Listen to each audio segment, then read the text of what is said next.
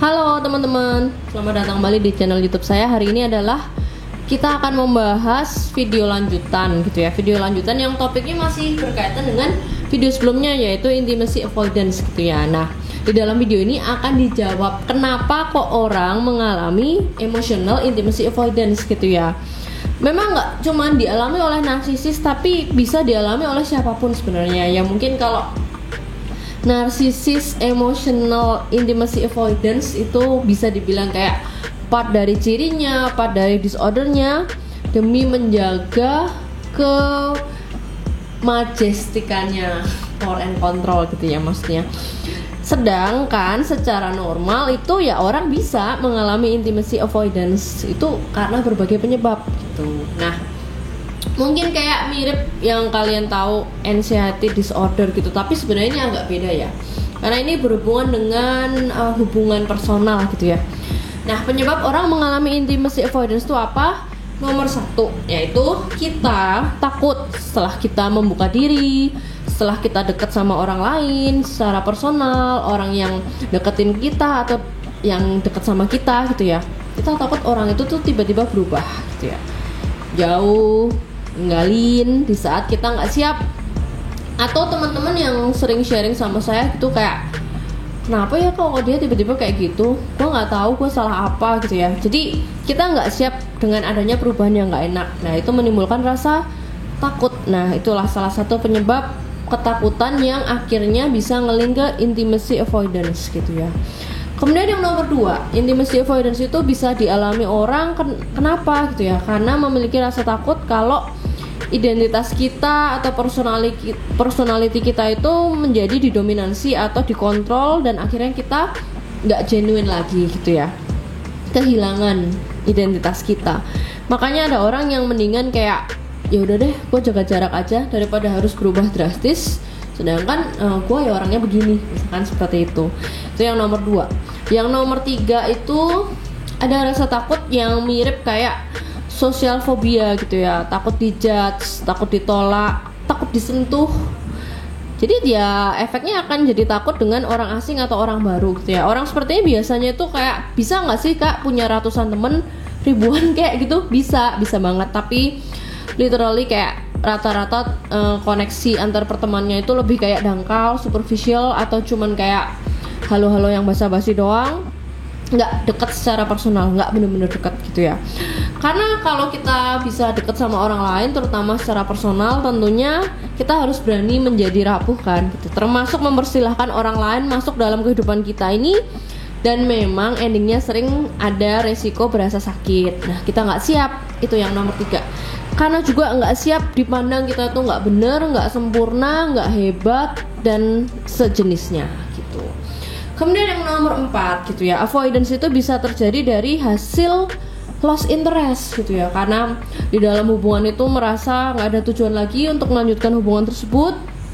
Orang bilang apa ya, udah mentok gitu kali ya. Atau menemukan sesuatu yang nggak real, atau nggak genuine, atau fake gitu ya. Ya mungkin wajar ya, zaman sekarang banyak yang fake di dunia digital. So far yang gue agak shock, udah ada 3 orang guys yang cerita ke gue sampai jadian cuman via chatting doang, mungkin ketemu di Facebook, di IG, di dating apps gitu ya.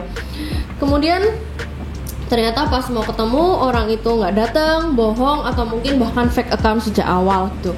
Cuman ketika mereka bilang, tapi kak aku tuh udah kirim-kiriman foto loh gitu kan, ya gue ketawa aja sih ya. Terus ya foto siapa coba yang dikirim gitu kan.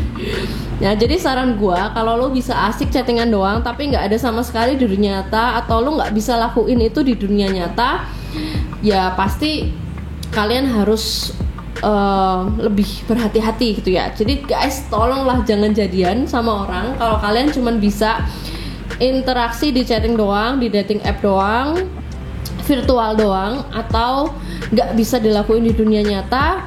Soalnya apa yang real di dunia nyata kehidupan kita ini pasti emphasize-nya lebih worth it dibanding cuman virtual doang gitu ya. Itu yang nomor 4. Kemudian yang nomor 5, avoidance itu bisa terjadi ketika ya mungkin kedekatan kalian gak seimbang. Artinya kayak yang satu udah siap berteman genuinely, Tapi yang satunya masih bingung, gue ngapain ya deket sama lu? Oh soalnya kan lu yang ngenalin nyokap gue, jadi gue ya berusaha ramah aja gitu ya. Jadi membuat hubungan tersebut tidak seiring gitu ya. Atau mungkin miripnya beda tujuan. Yang satunya ya udah nggak apa-apa nambah network, atau mungkin bulan depan gitu ya gue mau buka toko sepeda, jadi gue harus perbanyak teman-teman yang hobi sepeda misalkan gitu. Tapi ada salahnya ya nggak ada salahnya juga kan gitu. Kemudian yang nomor 6, kenapa kok kita mengalami intimacy avoidance gitu? Karena berasal dari pengalaman kita sebenarnya udah pernah ngalamin sebelumnya deket sama orang, hasilnya pada cerita kayak gue sakit banget, kecewa soalnya frekuensinya beda. Mereka bilang gue melulu yang usaha nyenengin dia, tapi setiap dia sama gue dia selalu sibuk bahas orang lain, entah ngomongin mantannya, ngomongin temennya, yang dibahas orang lain terus dan gak fokus ke gue. Ya mungkin ada yang ngalamin kayak gitu ya. Terus dia bilang males lah nih kak, gue intim-intiman sama orang lain. Maksudnya intim-intiman tuh secara emosional gitu guys. Jadi mungkin kayak dari pengalaman itu membuat orang menjadi ke-record gitu ya. Kemudian yang nomor 7, avoidance juga terjadi jika tidak ada respect yang bersifat mutual. Mutual itu kedua belah pihak gitu ya. Kayaknya friend code sekalian mungkin gak nyambung gitu ya. Misal lu suka jalan-jalan yang casual, atau yang cuman jalan santai, tapi temen lu sukanya yang bintang 5, atau yang kasih makan IG gitu kan, pasti friend codes-nya beda. Ada lagi yang sukanya jalan berdua, pembicaraannya personal dan private, berkualitas, tapi teman kalian sukanya pergi rame-ramean kayak yuk ketemu yuk, oh oke, tapi nanti gue ajak temen gue ya gitu. Terus kita juga yaudah gue juga ajak temen gue ya, akhirnya kalian ngumpul berlima dan akhirnya obrolan kalian jadi cuman basa-basi dan gak private misalkan kayak gitu. Nah yang terakhir nomor 8, bonus gitu ya, avoidance, karena emang nggak cocok, nggak klik sejak awal gitu kan, as simple as that. Ya tentu sejak awal kalian udah condong menghindar, avoidance sangat mungkin terjadi, boro-boro sampai intimacy emosional kalau dari awal udah casual rejection gitu kan. Nah teman-teman, mungkin tadi yang jawaban nomor 1 sampai 3 itu jawaban yang kayak lebih klinis, teoritis gitu ya. Nomor 4 sampai 7 itu jawaban casual yang menurut gua masuk akal gitu kan. Dan nomor 8 itu seperti yang tadi gue bilang ya, bonus gitu ya, bonus kerupuk. Jadi itulah jawaban gue nomor 1 sampai 8. Kira-kira semoga pertanyaan ini bisa menjawab kenapa kita atau orang mengalami intimacy avoidance gitu ya. Nah itu dia tadi teman-teman, jawaban gue nomor 1 sampai 8. Semoga cukup menjawab pertanyaan kenapa kita atau orang mengalami apa yang disebut dengan istilah intimacy avoidance gitu ya. Aku thank you banget untuk semua yang udah sampai di video ini, yang mau like, comment, subscribe, siapa tahu bisa diskusi di kolom komentar gitu ya. Teman-teman jangan lupa mampir ke sini.